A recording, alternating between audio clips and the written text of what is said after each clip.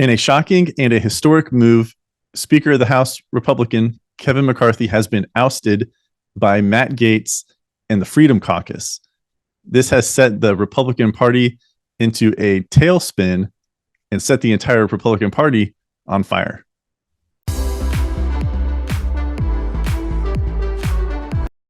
Welcome to Counterthought. Tuesday afternoon, early evening, a vote was held to remove Speaker Kevin McCarthy from his post in the United States Congress. Now, this had been developing over a couple of days, with the feud being between Representative Matt Gaetz, Republican from Florida, and Speaker McCarthy, who is a Republican from California. There are a lot of layers to this. I'm going to try to unpack them the best that I can and give you my analysis and what I'm feeling towards this, because if you were on your phone last night and you were scrolling through X, formerly Twitter, and you're just scrolling through the post, you probably saw people on both sides of this. Like, yes, this is a good move. No, this is a terrible move. I myself believe this is a terrible move and have called Matt Gaetz an imbecile for doing this, which I'll unpack here in a few minutes. But in a historic move, the Speaker of the House has been ousted from his post. Now, as we go through this, Speaker McCarthy kind of made his bed. As you'll see, the things that he agreed to in order to gain the votes to become Speaker of the House ultimately came back to bite him. Now, I don't think that was necessarily the strategy moving forward. But however, his desire for the Speaker of the House ultimately became his weakness. Now, you may remember, again, we are in the first year of this Congress. Congress is elected every 2 years. Speaker McCarthy was elected in late January, early February of this year. And the Republican Party, because Republicans do what Republicans do, Republicans in Congress cannot get their act together and be in lockstep. Republicans love to have someone who is self-righteous, love to have someone as the leader of a crusade. They can't just get in lockstep and move forward and advance their positions for the betterment of America like Democrats can. So going back to January into early February of this year, when elections were being held within the House of Representatives to elect the Speaker of the House, since the Republicans took over the majority, a very slim majority, which impacted this, as you'll see here soon, there were 15 votes to get Kevin McCarthy elected as Speaker of the House. You may remember seeing on TV that, people were like, oh, put Jim Jordan from Ohio, or Byron Donalds, maybe you would like to do it, Republican from Florida. But ultimately, there was vote after vote after vote, concession after concession being made in order for Speaker McCarthy to become Speaker McCarthy. Now, the rules are not the same for a regular general election or something like that. It does not take a majority of all members of the House to be elected as Speaker of the House. All it takes is the majority of those members who are present at the time of the vote. So there's a lot of strategy going on here. You may remember that Democrats, because they are opposed completely to what the Republicans want to do for this country, they floated the idea out there that in order to, subvert the strategy of the Republicans, just to undermine their strategy, that if Republicans were taking a vote, but yet, there was a larger contingent who didn't want that individual to be, in this case, McCarthy, to be Speaker of the House, that Democrats would actually not show up to vote, which would then make it easier for the small group that didn't want McCarthy. It would make it easier for McCarthy to be elected, against the will or the desire of the small group, which in this case is the Freedom Caucus of the Republican Party. Now, the Freedom Caucus of the Republican Party is also known as the America First. That's how they refer to themselves. America First. Everything they want to do is America First. Now, America First stems off, is a branch from Make America Great Again from Trump. Now, I am a conservative Republican, but the methods that this Freedom Caucus, the America First agenda are using by that caucus, by the Freedom Caucus, I do not subscribe to. I am not in line with. there is a strategy that is necessary in order to push your agenda forward. They love to say in front of the TV, especially Matt Gaetz, which, again, I despise him. I know he is a Republican, but on my list of Republicans in Congress, he's at the bottom. It's been rumored he might think of running for governor in the state of Florida, and I will not vote for him. I will not vote for him. I know I'm not supposed to be one for violence, but you've heard other individuals on TV over various different topics say like, oh, this person has a punchable face. Matt Gaetz to me has a punchable face. I just can't stand the guy. But he sees himself as a crusader. He sees himself as a crusader, and what he wants to accomplish is the America First agenda, which means, again, stemming off of the Make America Great Again movement, bringing jobs back to America, reducing the overseas manufacturing, stop funding foreign wars, trying to keep our nose clean and not putting our nose into everything that doesn't have a direct benefit to the American people, especially when there are multitude of issues here in our own country that we need to take care of first, such as the southern border, funding and taking care of our veterans, solving homelessness, reducing spending, cutting spending cuts for handouts and everything like that, reducing Medicaid and Medicare and strengthening Social Security and all these things that are part of the Make America Great Again, America First movement. However, the tactics that the Freedom Caucus and Matt Gaetz specifically are taking isn't what all of the American people want. Matt Gaetz and the Freedom Caucus are the equivalent of the squad for the Democrats, the left-wing squad, led by AOC and Representative Omar and Bowman, who got in trouble this past week for pulling the fire alarm. These individuals, they are known as the squad on the left because they are the ones who want the most extreme and radical positions within the Democrat faction. Well, that's the Freedom Caucus to the Republican Party. Again, conservative Republican, I want America first. But there needs to be a strategy. We can put America first while also doing it incrementally. I am a conservative Republican that believes in incrementalism. You will not be successful in implementing your agenda if your strategy is just to run headfirst into the wall and continue to hit and hit and hit and hit that wall until you break through. Because individuals, as you are well aware, we have like a fight or flight. And if someone tries to take something from us or alter something in our life, we usually, stiffen up, ridge up, and become more rigid and push back against it. So the strategy to make America first and to push forward your agenda, Congressman Gaetz, it cannot just be you're going to mow everything down. That is what the Democrat Party has been doing with their radical issues, such as transgender athletes participating against biological females, pushing forward for transgender children to be able to use the bathroom wherever they want, or, not having to tell the parents if a kid voices, their confusion at school, not having to tell the parents, and then therefore using that, like they are in the state of California, to then take the kids away from the parents or parent that doesn't agree with the transgender thoughts, that the gender identification thoughts and confusion that the children are having. These, you cannot just push your way through. You are going to meet with resistance, and it's going to undermine what you're actually trying to accomplish with your agenda. So the ousting of Speaker McCarthy, what's the plan, Matt? What is the plan, Congressman Gaetz? What is your plan? Now, as I said at the beginning, McCarthy, his weakness was his desire to be Speaker of the House. Because what is true? If you want something very, very badly,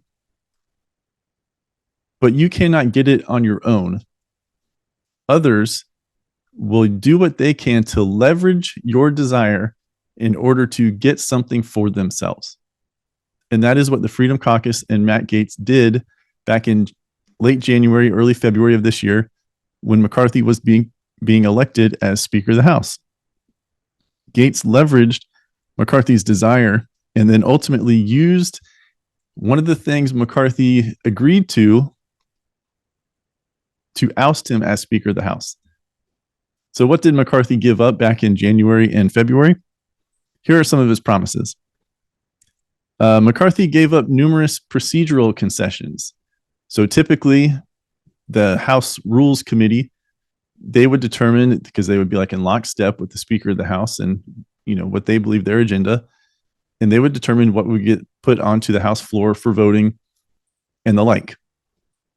Well, that would allow the Speaker of the House to then have more power and just be like, okay, well, you guys and girls who are the 9 typically, because it's 13 people on a committee, the 9 of you who are in lockstep with me, don't even worry about that. I'm just going to handle it. I'm going to control everything. So the Freedom Caucus wanted to take away that power, that centralization of power. They wanted to decentralize the power that was there for the Speaker of the House. So the Freedom Caucus got 3 members put onto this Rules Committee. So of the 9 Republicans and the 4 Democrats, 3 of the 9 Republicans were from the Freedom Caucus. So you might be thinking, okay, well, what's the big deal with that? Well, what that allows the Freedom Caucus to do, that allows them, if there is something that they want put up for a vote, some kind of rule change that they want, that let's say the Speaker doesn't want, McCarthy doesn't want, then in their own interests and selfish desires, the Freedom Caucus members, those 3, could flip and join the Democrats, and then you have a 7-6 committee, and the Freedom Caucus will just stay in line with the Democrats, and they will join together. The enemy of the enemy is my friend, until that whatever they want is actually put up for a vote. Or if they don't want to vote for something that, say, the Speaker wants to vote for, something that they believe that the Freedom Caucus is against, their agenda, what their America First platform, then they will pull back, join the Democrats, and vote something down. So Gaetz, over the past couple of days, has been talking about how McCarthy was making some secret backroom deals with Democrats in order for the continuing resolution for the funding of the budget for next year. Well, Gaetz, you have used the Democrats as well to get what you want. And also, Gaetz doesn't actually show proof that McCarthy has had any of these conversations or backroom deals. But Gaetz is more than willing to use the Democrats and join up with them in the enemy of my enemy is my friend mentality to get what he wants for himself and the Freedom Caucus, the America First faction of the Republican Party, this platform that they are pushing. McCarthy also decided to restore the motion to vacate. And this was ultimately the undoing. This is actually how McCarthy got ousted as Speaker of the House.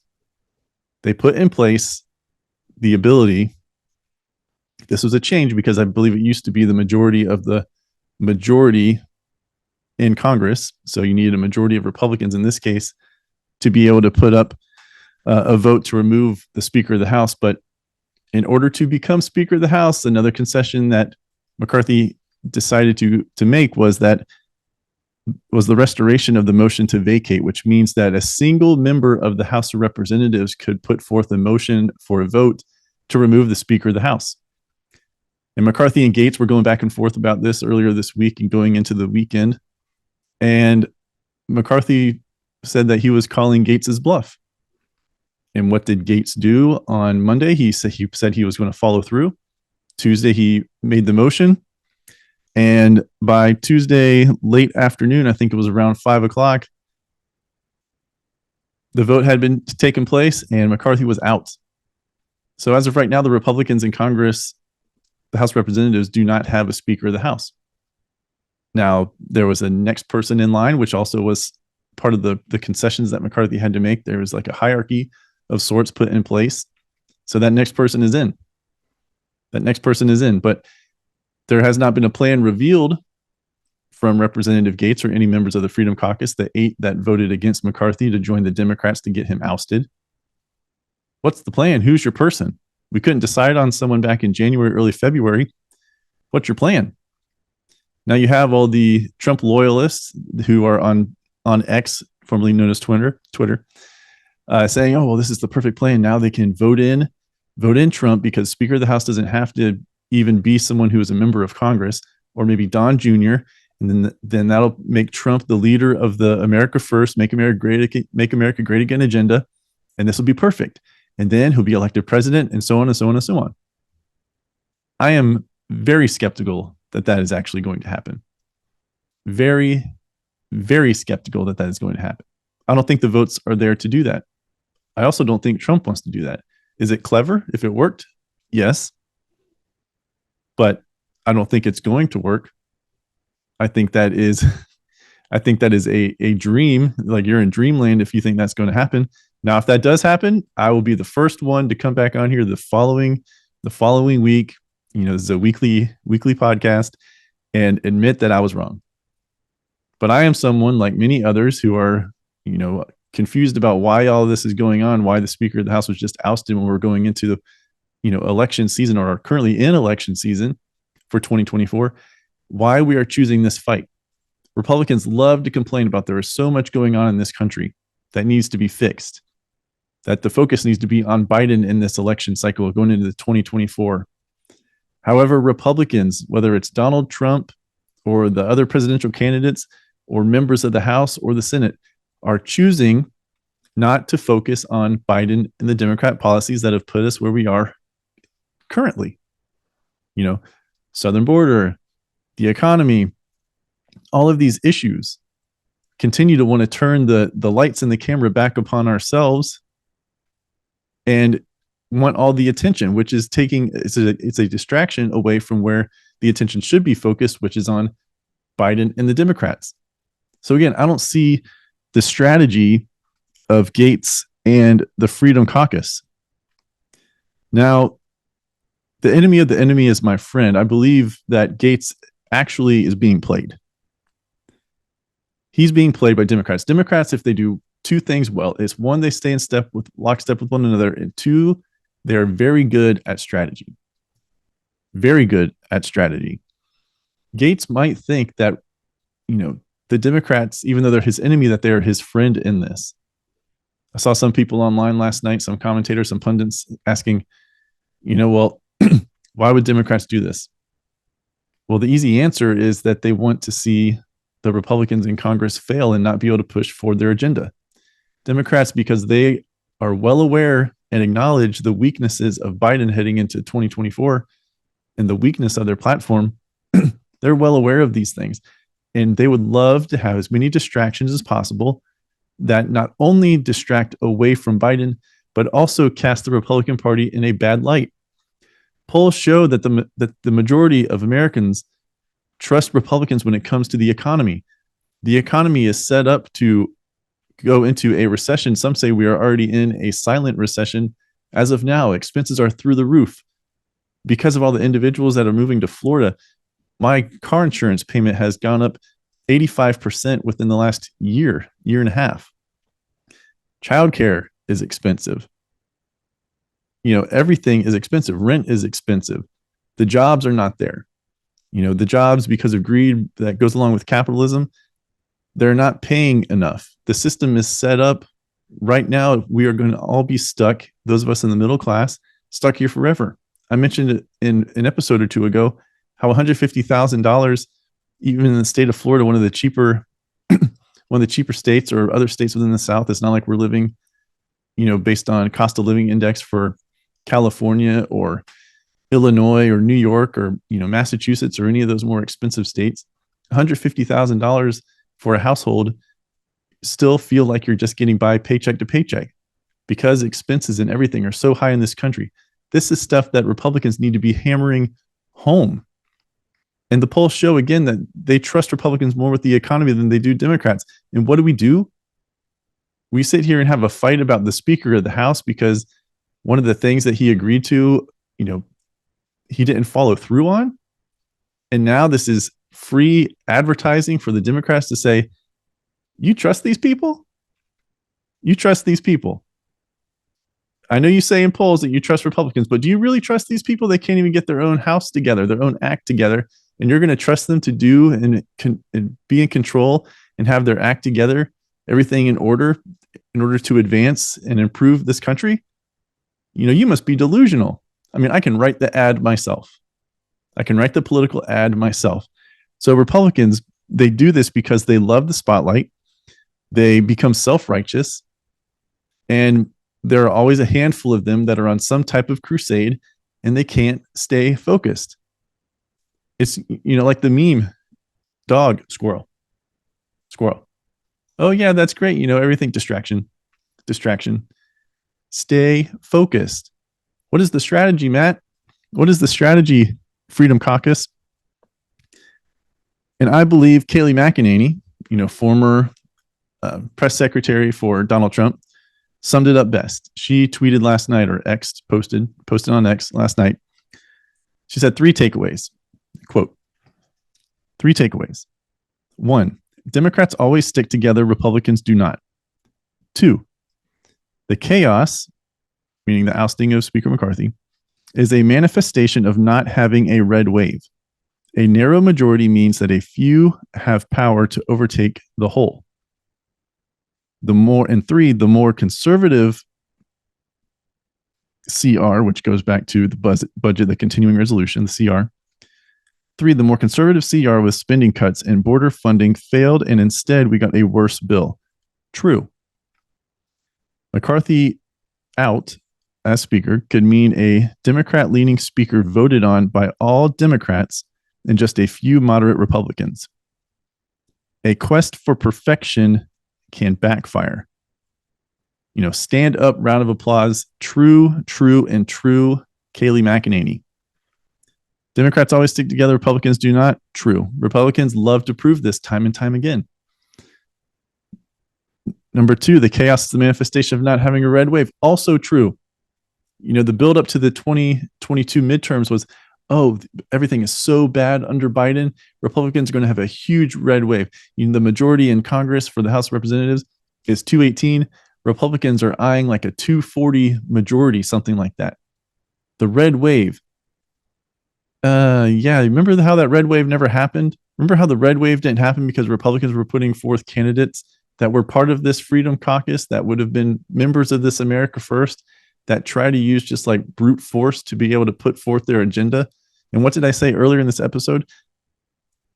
Americans may be for some things, but they want change incrementally, not overnight. There is a strategy that needs to be part of a crusade. And since the red wave didn't happen, all it takes is 8 members of the Freedom Caucus to oust the Speaker of the House, to change the majority, which again, as I mentioned earlier, is the same thing, allowing the extreme minority, and I mentioned this in episode 93 last week or 2 weeks ago, the extreme minority, allowing them to impact and influence the standards and the way things are done for the overwhelming majority. That is the Democrat playbook. And now the Republicans are doing the same dang thing with this. And then number 3 by McEnany, the more conservative continuing resolution for the budget was voted against by this Freedom Caucus, was specifically voted against by Gaetz. And then what did it lead to? A bill that he is more unhappy with. So who's the actual problem here? McCarthy or Gaetz? Who is actually undermining the America First agenda? Is there really an agenda? Or is Gaetz, again, just wanting the spotlight to be on himself because he is on this crusade and believes he is self-righteous in it, and that is all that he desires, and it isn't about necessarily America First. He gave away the answer in a quote yesterday. He talked about how whenever the history books are written on this time, he wants to be on the board of directors.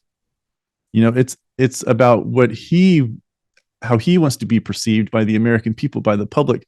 And I don't think it's necessarily about what he and the America First agenda actually want. Gaetz and those who are members of the Freedom Caucus, they are from deep red districts, so they can afford to say these things and do these things because they know that they will be reelected because those in their district are with them. And yes, you are supposed to represent those that put you into Congress. However, you're also part of a larger group, the Republican Party, and you have to work together with those other Republicans to incrementally put the Republican platform into place for this country and to steer and right the ship. However, because we don't have that, as McEnany said in 3, because we didn't have the red wave and because we aren't in lockstep, as she said in number 1, number 3 could happen. You get a couple moderate Republicans who are maybe in purple districts, and then you have the Democrats who just prove that they are willing to, to remain in lockstep and put all of their votes on the floor. They could easily put in place a moderate or Democrat-leaning speaker. Like, that's not hard to believe. As McEnany said at the end, a quest for perfection can backfire. That is true.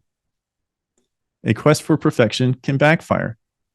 That is similar to the phrase, or the quote you may have heard, the mantra of don't let perfection be the enemy of good. You will never take action if you are always trying to be perfect. However, going back to incrementalism, you can do things that are good to incrementally get to the perfection that you are pursuing, that you desire. So the Republican Party seems like it's a 50-50 split based on what I've, seen online so far. The Republican Party is on fire because the Republican Party is dysfunctional. It is dysfunctional, and it drives me insane. What is the plan? What is the strategy? Did this have to happen now? No. Is anything going to get done between now and the end of election season and the end of this term in November of 2024, wrapping up into January when the new Congress is going to be, ushered in? Probably not. So why do this? Why do this? Matt Gaetz and the Freedom Caucus are on their America First crusade, and I argue and I believe that they, in fact, their crusade is actually damaging the Republican Party and ultimately damaging the America First agenda, all because they want the spotlight upon them and they don't have a strategy in place. If there was a strategy and he wanted to lay that out before this vote, that would have been helpful. That would have been very helpful. But Republicans do as Republicans do, and Republicans cannot get out of the way. And if this comes to backfire, in the next couple of months, and then in a year from now when elections are being held, let's say that Republicans, God forbid, lose the majority in the House and continue to be in the minority in the Senate, I will point back directly to this event as the cause for that. This is not putting America first, and Representative Gaetz and those members of the Freedom Caucus should be ashamed of themselves for what they have done, because they have asked for us to trust them. However, they have not shown or given us anything to trust them by. Hi, I'm Brian Kletter, the creator and host of the Counterthought podcast. Thank you for watching this video. Remember to like it, and then also check out these 2 videos and subscribe to the channel. For more daily content from me, you can find me on Instagram at Counterthought CEO and the official Counterthought Instagram page at counter_thought. Thank you for watching, and spread the word.